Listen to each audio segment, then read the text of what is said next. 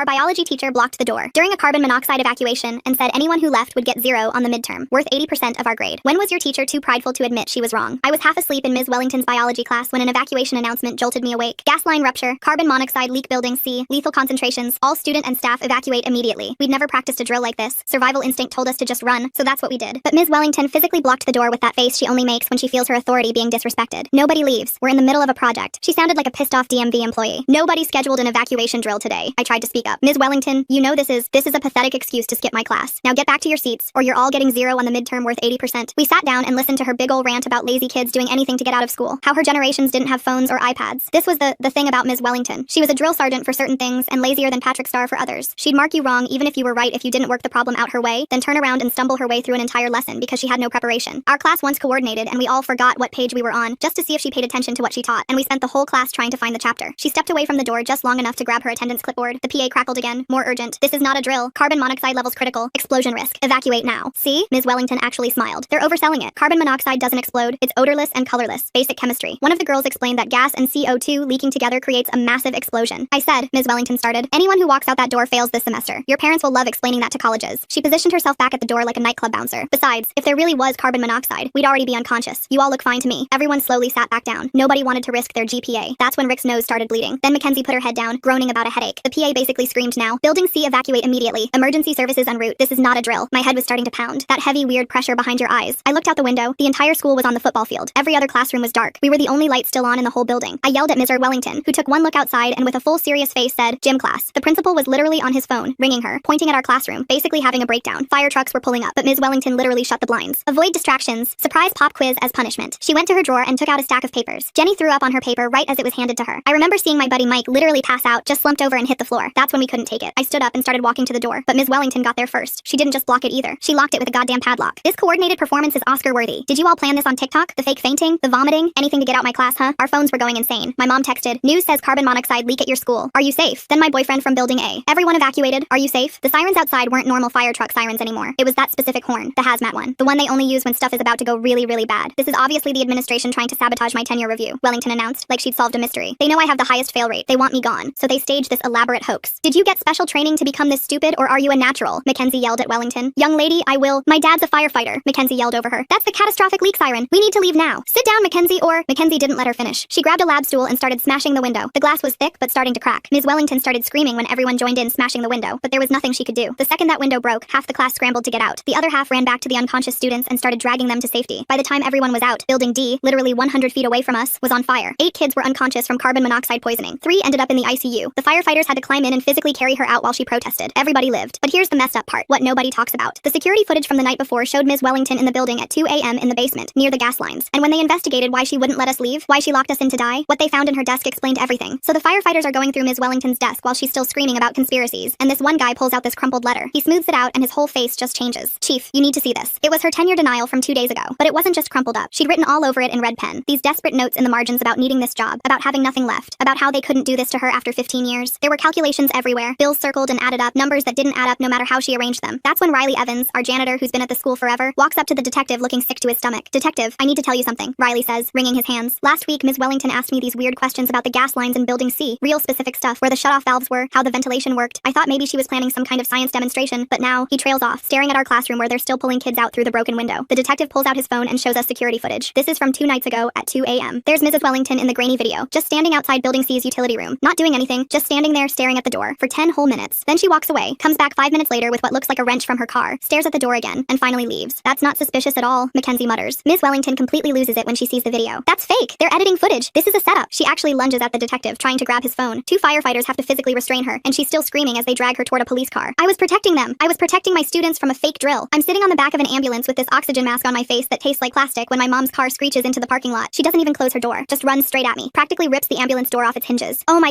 god, she keeps saying, grabbing my face, my arms, checking me over like I might disappear. She's crying so hard she can't even form real words, just these broken sounds. The paramedic tries to tell her I'm okay, but she won't let go of me. They're loading Mike onto a stretcher nearby, still completely unconscious. His parents' car pulls up right behind the ambulance, and his mom gets out already screaming, Mike! Mike! When she sees him on that stretcher, not moving, she just collapses. His dad has to hold her up while she wails. I've never heard a sound like that come from a person. Mackenzie's dad shows up in full firefighter gear from Station 12 across town. He wasn't even on duty but heard it on the radio and drove here going like 90. When he sees Mackenzie, he grabs her so tight I actually hear her gasp. You broke the window? He asks, his voice cracking. Yeah, Dad. That's my girl. That's my my brave girl. He's crying into her hair. This huge firefighter just sobbing while holding his daughter. The news vans start rolling up and suddenly we're surrounded by reporters with microphones. Can you tell us what happened? How long were you locked in? Did the teacher know about the gas leak? Parents form this protective wall around us kids. Mackenzie's dad actually shoves a camera away. My mom pulls me behind her and tells a reporter to get the hell away from my child or I'll shove that microphone somewhere real uncomfortable. At the hospital, the waiting room is chaos. Parents are screaming at anyone in a suit. The principal, school board members who showed up, anyone who looks official. How does a teacher lock kids in during a gas leak? Where were you? My son could have died. A doctor in scrubs finally comes out looking exhausted. The 3 students in the ICU, Rick Morrison, Jenny Chen, and Mike Torres, they're stable. They're on hyperbaric oxygen therapy. Jenny had a seizure from the carbon monoxide, but her brain scans look good. She should recover fully. Should? Jenny's mom asks, her voice tiny. Carbon monoxide poisoning can be unpredictable, but we're optimistic. The detective shows up at the hospital with a recorder. I need to get statements while everything's fresh. I especially need to know about the midterm threat. I wonder what's really going through Ms. Wellington's mind when she's physically blocking that door. There's something deeply unsettling about a teacher choosing her project schedule over those evacuation warnings, and that DMV employee comparison really makes me curious about her actual priorities right now. I tell him everything. How she said we'd get zeros on the midterm worth 80% of our grade if we left. How she physically blocked the door. How she said colleges would find out. He keeps asking me to repeat the exact words she used. She's been acting weird for weeks, I add. Super strict about random stuff, but then completely unprepared for actual lessons. Last week she gave us a pop quiz on stuff we hadn't even covered yet, then got mad when everyone failed. Mackenzie's giving her statement with her dad there, and when she gets to the part about Ms. Wellington calling it a fake evacuation, her dad's hands ball into fists so tight his knuckles go white. She said what? He asks quietly, which is somehow scarier than yelling. She said they were overselling it. That carbon monoxide doesn't explode. Jesus Christ, her dad mutters. Basic chemistry, my ass. Next morning, I wake up to texts from everyone. The news is showing Ms. Wellington getting arrested at her apartment complex. She's still in yesterday's clothes, hair all crazy, screaming at the cameras. The school set me up. They wanted me gone. This was their plan. The principal goes on TV looking like he aged 10 years overnight. Dark circles under his eyes, his voice shaking. Effective immediately. School will be closed for the remainder of the week while we conduct a full safety review. We are cooperating fully with the investigation. Someone off camera yells, "Why didn't you break down the door?" He just stares at them, then walks away. Everyone's saying parents want him fired too. That afternoon, Mike finally wakes up in the ICU. His mom texts my mom. He's confused, keeps asking what happened, and his head hurts so bad they have to keep the lights off, but he's awake. He's talking. Jenny wakes up the next day, but she can't remember anything from yesterday at all. Not the gas leak, not the evacuation, not even coming to school. The seizure scrambled her short-term memory. Her parents are told it might come back, might not. Rick's having a different problem. His nose won't stop bleeding. Turns out the carbon monoxide triggered some underlying blood disorder nobody knew he had. His platelets aren't working right. He needs transfusion after transfusion. His mom posts on Facebook asking for blood donors. 3 days later, we're called to the district office for official statements. The building smells like old coffee and disappointment. They want to know everything about how Ms. Wellington acted before this happened. She'd been giving pop quizzes almost every day, I tell them. Like she was trying to fail as many people as possible before the semester ended. Another kid mentions finding her asleep at her desk during lunch multiple times. Someone else says she'd been wearing the same clothes for days. The fire investigator, Dahlia Hart, sits us down in a conference room. She's got kind eyes, but her voice is all business. We found out Ms. Wellington was living in her car. There was an eviction notice in her desk dated 3 weeks ago. She couldn't make rent after the tenure denial meant no summer teaching. Riley Evans is brought in to explain what he found. He pulls out photos of the gas valve. Someone definitely messed with it, but they didn't know what they were doing. See these scratch marks? They tried to close it, but actually made it worse. The safety mechanism got bypassed. If they'd left it alone, it would have shut off automatically. So she caused the leak trying to stop a leak that didn't exist? Mackenzie's dad asks. That's what it looks like. The next morning, District Attorney Leandro Robles holds a press conference. He's this tall guy with gray temples who looks like he hasn't slept in days. After reviewing all evidence, we're charging Mrs. Wellington with 8 counts of reckless endangerment and 8 counts of false imprisonment. A reporter shouts, "What's the maximum sentence?" Each endangerment charge carries up to 5 years. False imprisonment, 3 years each. We're talking potentially 64 years. My mom gasps next to me. We're watching from home because I can't handle the crowd of reporters yet. That afternoon, Ms. Wellington appears in court via video link from jail. She looks smaller somehow, wearing this orange jumpsuit that's too big for her. Her lawyer, Abigail McLean, is this sharp-dressed woman who speaks in this calm, measured voice. "Your Honor, my client was experiencing a severe mental health crisis brought on by financial desperation. She'd just lost her tenure, was living in her car, and was about to lose that too. She wasn't thinking clearly. The judge, this older woman with reading glasses on a chain, isn't buying it. Counselor, your client locked children in a room filling with carbon monoxide. Mental health crisis or not, she's a danger to the community. Bail is denied." Ms. Wellington starts sobbing on the screen, not the angry crying from before, this broken, desperate sound. "I never meant to hurt them. I thought it was fake. Please." The screen goes black. A week passes. Jenny's parents are the first to file a lawsuit. Their lawyer holds this big press conference outside the school district building, waving a folder thick as a phone book. The Chen family is seeking $10 million in damages. Jenny Chen suffered a seizure that has permanently affected her memory. She'll need specialized care for years. The school district knew Ms. Wellington was unstable. There were warning signs for weeks, yet they did nothing. By end of the day, 7 more families have filed. The local news keeps a running tally like it's some kind of scoreboard. Lawsuit total, $47 million and counting. The school's insurance company sends these investigators who dress like FBI agents but smile too much. They pull us out of class one by one, asking the same questions over and over. Did Ms. Wellington seem normal before this happened? Define normal, I tell the guy interviewing me. He's got this fake concerned face that reminds me of a car salesman. Was she acting differently than usual? She was always weird, but yeah, the last few weeks were extra weird. She gave us a quiz on stuff from 3 chapters ahead. When we all failed, she accused us of not paying attention. He writes everything down in this little notebook, nodding like he cares. The school board meeting that Thursday is insane. They have to move it to the gym because so many parents show up. The board members sit behind this long table looking like they're facing a firing squad. How does a teacher override an evacuation? This dad in a business suit is standing at the microphone, his face bright red. "My daughter could have died because you people didn't have proper protocols." The board president, this woman who looks like she'd rather be anywhere else, keeps saying, "We're reviewing our procedures," over and over, like it's a magic spell that'll make everyone calm down. Mackenzie's dad gets up to speak, and the whole gym goes quiet. When a firefighter in full uniform walks to the mic, people listen. I've been a firefighter for 18 years. In all that time, I've never heard of a teacher locking students in during an evacuation. You want to know why? Because it's literally insane. The fact that she could even do it means your entire system failed. Someone starts clapping. Then everyone's clapping. The board members just sit there looking at their hands. That's when they show us the other footage. Stuff from the past month we didn't even know existed. There's Ms. Wellington screaming at Riley Evans because he was mopping near her classroom during her prep period. Another video shows her in the teacher's lounge at 11 p.m., just sitting there staring at nothing. In one clip, she's in her empty classroom throwing textbooks at the wall, one after another, like she's trying to break something. We had 3 formal complaints about her in the last 6 weeks, the principal admits, his voice barely above a whisper, 2 from parents about unfair grading, 1 from a substitute who said she was hostile and erratic. And you did nothing? Someone yells from the crowd. We were following the union protocols for documentation before taking action. The crowd erupts. People are standing up, shouting, pointing at the board. Security has to escort the board members out through a back door. 2 weeks crawl by. Rick finally gets discharged, but he looks like a ghost. His mom posts on Facebook that he needs these special shots every day that cost $800 each. Insurance is fighting them on coverage because it's experimental treatment. When Mike comes back to school, it's awful. First period, someone drops a textbook and he literally dives under his desk. The teacher tries to help, but Mike's already hyperventilating, tears streaming down his face. They have to call his mom to pick him up. I can't stop thinking we're trapped, he tells me later on the phone. Every time I'm in a classroom, I'm looking for exits. I count them. I plan escape routes. I can't focus on anything else. Jenny's different. She comes back acting almost normal, but then she'll stop mid-sentence and look confused. Wait, did we have homework? She asks me in English. Jenny, we turned it in 5 minutes ago. She stares at her desk where her homework sits, clearly turned in. Oh, right, sorry. The worst part is when she cries because she knows she's forgetting things but can't stop it from happening. The school goes overboard with safety changes. They remove every lock that could trap anyone anywhere. The janitors have to use special keys now that only work from the inside. They paint all the exits neon yellow with arrows pointing the way out. They install these emergency buttons in every classroom that directly call 911, bypassing the office completely. Ms. Wellington's preliminary hearing is a circus. They make us testify one by one. I'm up first. My hand's shaking so bad I can barely hold the microphone. She said anyone who left would get a 0 on the midterm. I tell the court. She said it was worth 80% of our grade. Ms. Wellington's car bedroom situation explains the wrinkled clothes, but not the door-blocking hobby. Turns out trying to fix a gas leak you accidentally caused is like fixing a bad haircut with garden shears, only with more lawyers involved. That we'd fail the semester. And you believed her? The prosecutor asks. She was our teacher. We were taught to listen to teachers. Ms. Wellington's lawyer cross-examines me like I'm the criminal. Isn't it true you and your classmates often tried to get out of Ms. Wellington's class? What? You mentioned coordinating to pretend you forgot what chapter you were on. Sounds like you enjoyed disrupting her teaching. Mackenzie's dad actually stands up in the gallery. Are you seriously blaming the kids? The judge bangs her gavel. Sir, you need to sit down or leave. But you can see some jury members nodding at him, glaring at the defense lawyer. When Mackenzie testifies about breaking the window, she's stone-faced, speaking in this flat voice like she's reading a weather report. I knew we were dying. I could feel it. My dad taught me the symptoms of carbon monoxide poisoning, headache, nausea, confusion. We had all of them, so I broke the window. You could have seriously injured your classmates with flying glass, the defense lawyer says. They would have been dead if I hadn't. The lawyer has nothing to say to that. The judge rules there's enough evidence for a full trial. Ms. Wellington breaks down completely, wailing as they lead her out in handcuffs. I was trying to maintain order. I was doing my job. 2 months drag by. The principal sends out an email saying he's retiring at end of the semester. I cannot continue knowing I failed to protect the students in my care, he writes. Every day I think about what would have happened if those brave students hadn't broken that window. The new principal they bring in, Priscilla Odom, is nothing like him. First day, she calls a mandatory all-staff meeting. Every single person in this building will complete emergency response training. If you refuse, you'll be terminated immediately. No exceptions, no union protection. Child safety trumps everything. 3 teachers quit on the spot. Good riddance. She makes us do monthly evacuation drills, different types each time. Fire, earthquake, active shooter, chemical leak. Teachers who don't evacuate their classes immediately get written up. Second offense, they're suspended. There is no third offense. 3 months after everything, the therapy sessions start. The district pays for them after the lawsuits start piling up, probably hoping it'll make them look better in court. Mike, Jenny, Rick and I sit in this circle with a therapist who speaks in this soft voice like we might shatter. I keep smelling gas, Mike admits. Even when there's no gas, I smell it everywhere. That's a trauma response, the therapist says. Your brain is trying to protect you by staying hypervigilant. Great, so my brain's broken, Mike mutters. Your brain is doing exactly what it should after what you experienced. Rick shows us his arms, bruises everywhere from the daily shots. The doctors say maybe 6 more months of treatment, maybe a year. They don't really know. Jenny doesn't say much. When the therapist asks her how she's feeling, she just shrugs. I don't remember feeling anything. I don't remember that day at all. Sometimes I think everyone's making it up, like it's some elaborate prank. Then I see the news clips and it's like watching someone else's life. The trial finally starts 4 months after everything. The courthouse is packed every single day. They have to use overflow rooms with video feeds because so many people want to watch. They bring in the gas valve as evidence, this twisted piece of metal with obvious tool marks on it. Riley Evans testifies again, explaining how someone who didn't understand the mechanism tried to force it closed but actually broke the safety features. If they'd left it alone, the automatic shutoff would have engaged when it detected the leak, he says. But the damage bypassed all the safeties. It was like taking the batteries out of a smoke detector during a fire. Ms. Wellington finally admits she touched the valve. She takes the stand in this gray suit that hangs off her now. She's lost so much weight in jail. I smelled something weird 2 nights before, she says, her voice barely audible. I thought maybe if I could fix it myself it would show initiative, help with my tenure review. So you tampered with equipment you didn't understand? The prosecutor asks. I was trying to help. You were trying to save your job, and it nearly cost 8 children their lives. The prosecutor pulls up her bank records on a screen. 3 months behind on car payments. Eviction notice filed. Credit cards maxed out. You were desperate, weren't you? Desperate enough to do anything to keep your position? I needed this job, she whispers. It was all I had left. So when the evacuation happened, you thought missing it would hurt your tenure review? I thought it was fake. I thought the administration was testing me, seeing if I could maintain classroom control during a disruption. Even after multiple announcements saying it was real, I wasn't thinking clearly. No, the prosecutor says. You were thinking very clearly. You were thinking about yourself, only yourself. The defense brings in this psychiatrist who starts talking about acute stress-induced decision paralysis and other fancy terms. The guy's wearing this expensive suit and keeps adjusting his glasses like he's in a movie. Ms. Wellington was experiencing what we call a dissociative episode, he says, pointing at some brain scans on a screen. Her prefrontal cortex, the part that makes rational decisions, was essentially offline. The prosecutor stands up. Doctor, are you saying she didn't know locking children in a room with carbon monoxide was dangerous? I'm saying she couldn't process that information correctly in her mental state, but she could process that they'd fail her midterm if they left? The psychiatrist starts stammering. The jury members are all leaning forward, and one woman in the front row is shaking her head. When it's time for victim impact statements, Rick's mom mom goes first. She's holding this thick folder of medical bills, her hands trembling so bad the papers rustle. My son needs injections every single day, she says, her voice cracking. $800 each one. The insurance company calls it experimental. You know what I call it? Keeping my baby alive. She turns to look directly at Ms. Wellington. He was perfectly healthy before you locked him in that room. Now he might need these shots for the rest of his life. Mike's dad takes the stand next. This big construction worker guy who looks like he could bench press a car, but when he starts talking about Mike's panic attacks, he breaks down completely. He can't sleep. He wakes up screaming that he's trapped. We had to move his bedroom to the first floor because he needs to see an exit. My boy who used to love school now throws up every morning before class. He wipes his eyes with the back of his hand. She didn't just poison their bodies, she poisoned their minds. Jenny's mom can barely get through her statement. My daughter doesn't remember her own birthday party from the week before. She looks at photos of herself and asks who that girl is. The doctors say the memories might come back, but they also might not. Imagine your child looking at you sometimes like you're a stranger because she can't remember things you did together. The jury looks sick. Two of them are crying openly. After 3 days of deliberation, we're all called back to court. The whole courtroom is packed, standing room only. Ms. Wellington sits at the defense table, gripping her lawyer's hand so tight I can see her knuckles white from across the room. The jury foreman stands up, this older black man with a deep voice. On the count of reckless endangerment in the first degree, count 1, we find the defendant guilty. He reads it 7 more times. Guilty, guilty, guilty. On the count of false imprisonment, count 1, we find the defendant guilty. 7 more times. Ms. Wellington doesn't faint like in the movies. She just sits there, staring at nothing, like her brain can't process what's happening. Her lawyer whispers something, but Wellington doesn't respond. She's just gone, empty. The judge schedules sentencing for 2 weeks later. As they lead Ms. Wellington out, she finally looks at us students sitting in the gallery. For just a second, I swear she looks confused, like she doesn't understand why we're all here. The sentencing hearing is even worse than the verdict. The judge, this stern woman who reminds me of my grandmother when she's disappointed, doesn't hold back. Ms. Wellington, you were entrusted with the safety of children, not just their education, their lives. And when faced with a choice between their safety and your job evaluation, you chose yourself. She shuffles some papers. The court has received over 40 letters from parents, students, and community members. Not one speaks in your defense. Wellington's lawyer tries one more time. Your Honor, my client has no prior criminal record. She's been an educator for 15 years. 15 years of experience should have taught her that student safety comes first. Always. No exceptions. The judge looks directly at Wellington. You turned a classroom into a gas chamber and used grades as the lock. I sentence you to 12 years in state prison. The courtroom erupts. Some parents are cheering, others crying. Wellington has to be basically carried out by the bailiffs. Her leg's not working right. The school district settles all the lawsuits 2 months later. They won't tell us exact numbers, but the next week they announce they're cutting the music program, art classes, and all sports except football and basketball. Budget constraints, the new principal says at the assembly, but everyone knows where the money went. 5 months after everything, we finally have to take that biology midterm. How does someone's brain just shut off like that when the psychiatrist was talking about her prefrontal cortex? The way Ms. Wellington kept saying she was trying to help while the prosecutor showed all her money problems makes me wonder if people can trick themselves into believing their own stories when they're desperate enough. The substitute teacher, this soft-spoken guy who treats us like we might break, keeps saying, just do your best, over and over. Nobody talks during the test, no jokes, no whispering, nothing. When the timer goes off, we all just quietly turn in our papers and leave. I don't even care what grade I get. The local news does this big follow-up story 6 months later. They interview all of us in the gym, the same gym where parents screamed at the school board. Mike sits there in his Letterman jacket, but you can see his hands shaking. I have panic attacks every day, sometimes multiple times. I'm on 3 different medications just to function. Jenny's next to him, looking at note cards because she doesn't trust her memory. I have to write everything down now. Everything. If I don't, it's just gone. My parents put labels on everything in our house. My room, the bathroom, even my own photos. Rick shows the camera his medical alert bracelet. If I get any infection, any injury, I could bleed out. The carbon monoxide permanently damaged my platelets. This bracelet might save my life someday. The reporter asks Mackenzie what she wants people to know. That we almost died because someone thought their job review was more important than our lives. And that if I hadn't broken that window, she doesn't finish. She doesn't need to. Mackenzie ends up getting early admission to 3 colleges. She picks the one with the best emergency management program. Her dad starts going around to different schools, teaching kids the difference between real emergencies and drills. If an adult tells you to ignore an evacuation alarm, he always says, you run anyway. Detention is better than dead. Our last day of senior year, they have us all do this traditional walk through the school. When we pass Building C, everyone goes quiet. They've got construction barriers up. They're completely gutting and rebuilding it with new ventilation systems, emergency exits every 30 feet, and windows that can be opened from inside. At graduation, before they start calling names, the principal asks for a moment of silence. For the Building C survivors, she says, who showed us that sometimes breaking the rules is the only way to survive. Ms. Wellington's name has been scrubbed from everything. Her Teacher of the Year plaques from 2018 and 2019, gone. Her photo in the yearbook archives, cut out. It's like the school wants to pretend she never existed. After graduation, Mike, Jenny, Rick, Mackenzie, and I meet up at this little coffee shop downtown. We don't talk about that day. We talk about college, about summer plans, about normal stuff, but there's this understanding between us. We share something nobody else will ever really get. You know what's weird? Mike says, stirring his coffee. I still have the quiz, the one she gave us during the leak. It's got Jenny's puke stain on it and everything. Why'd you keep it? I ask. Evidence at first. Then, I don't know. Proof it really happened, I guess. Sometimes it feels like a nightmare I made up. It wasn't, Jenny says quietly, even if I can't remember it. A few weeks before college, I'm packing up my room when I find my old biology notebook. All of Ms. Wellington's crazy notes about proper format, her aggressive red pen marks, her see me after class warnings. I sit there for a minute, then walk straight to the trash and throw it in. Some things you don't need to remember. The day before I leave for college, my mom insists on driving past the school. They've made so many changes it barely looks the same. New emergency exits with bright red frames. Alert buttons visible from the street. Signs everywhere. Student safety first. No exceptions. You okay? Mom asks, watching me stare at Building C. Yeah, I tell her, and for the first time, I actually mean it. I really am. Thanks for letting me poke around and ask questions with you today. It's been good hanging out. Until we see each other again. If you made it to the end, drop a comment. I love reading all your comments.